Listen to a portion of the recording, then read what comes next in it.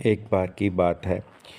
एक राजा जब भी अपने राज दरबार से निकलता था, तब उस राज दरबार के पास एक हनुमान मंदिर था। वहाँ पर एक युवक बस सारा दिन दंड बैठक लगाता और हनुमान जी की उपासना करता और गीत गाता, और लोग उसे उसकी वजह से लोगों की और उस गांव की आसपास के लोगों में और गांव में ख्याति थी।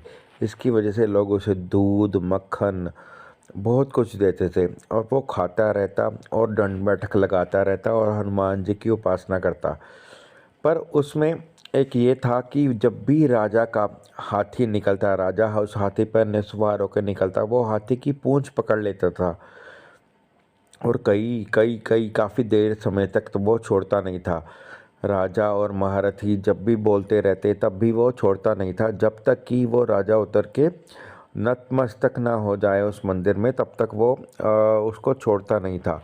कभी राजा ने कभी कोई ज़रूरी काम जाने होता, तब भी वो सोच के निकलता कि वो उसको पकड़ लेगा और वो बहुत समय वहाँ पर लगवा देगा। तो राजा ने अपने पंडितों को, अपने सारे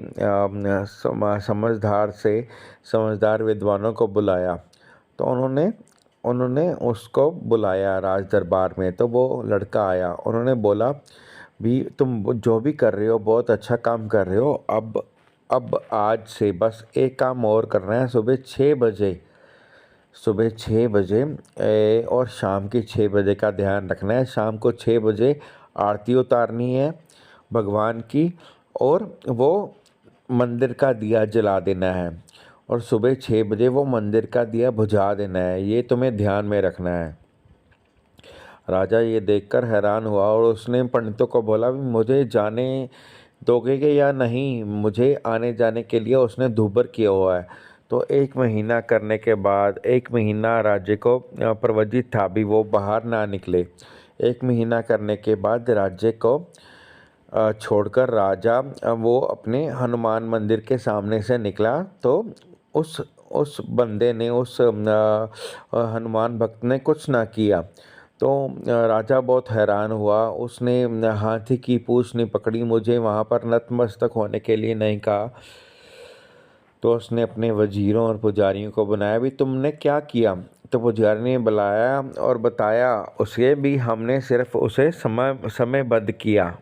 उसके मन में व्यर्थ की चिंता डाली कि सुबह 6 बजे वो दिया बुझाना है और शाम को 6 बजे जगाना है।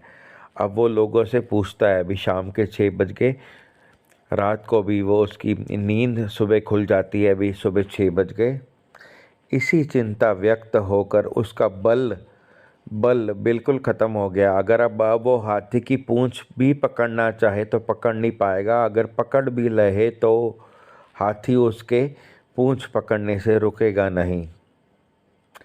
तो इसी को कहते हैं चिंता का रोग। जब हम समयबद्ध होकर सोचते हैं, भी अब मुझे ये टारगेट लिया है मैंने, अब तक ये करना है, तो ये चिंता का रोग हमारे सबकॉन्शियस माइंड में जाके हमें, हमारी आत्मा को, हमारे शरीर को, हमारे तन मन को तकलीफ़ देने लगता है।